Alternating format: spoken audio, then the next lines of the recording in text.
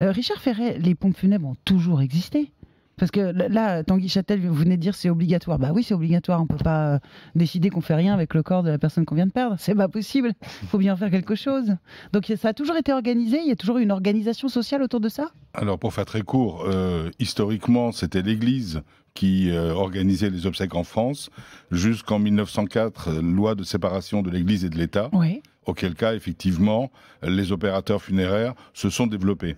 Alors, le métier d'opérateur funéraire... Ça veut dire, attendez, c'est génial. Oui. Vous êtes, la branche professionnelle que vous représentez est issue de la loi de la laïcité, enfin de la loi de la séparation de l'Église et de l'État. Alors, pas c'est dingue. J'adore cette histoire. Il y avait déjà une partie qui était libre et qui était faite, mais majoritairement, oui, on peut le dire comme ça. C'était les églises, et donc voilà, hop, c'est devenu, ça a basculé dans le privé et dans le... Et le public. Et dans le public. Enfin, dans le public, je veux dire, c'est hors de l'Église. Voilà, c'est ça que je voulais dire. Tout à fait étonnant. Et donc, et après, ça s'est beaucoup développé, ça s'est beaucoup organisé. Il y a une fédération, on appelait ça des croque-morts avant, des pompes funèbres. Comment ça s'est organisé tout ça? Alors, ça vous ennuie qu'on dise croque-mort? Vous n'aimez pas le mot? Ça me fait plutôt sourire. Pourquoi? Bon, parce que d'abord, l'origine du mot est très incertaine. Oui, on disait que c'était pour croquer le pouce du pied, pour être sûr que la personne était décédée. Bon, déjà, c'est quand même un drôle de métier d'aller croquer le pouce des pieds des gens. Ça c'est la moins fiable, celle-là. Vivante et morte, oui, mais c'est la plus drôle. C'est la plus drôle. C'est pour ça que je cite. Attendez, Richard, je ne suis pas non plus...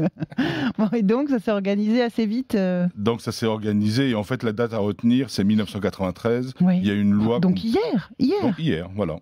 Puisque vous savez qu'on parle de monopole des pompes funèbres, mais ce n'était pas le monopole des opérateurs, c'était le monopole des communes. Oui. C'était le monopole des communes qui organisaient comme elles le voulaient, sous forme de régie, ou en déléguant le service à des opérateurs privés.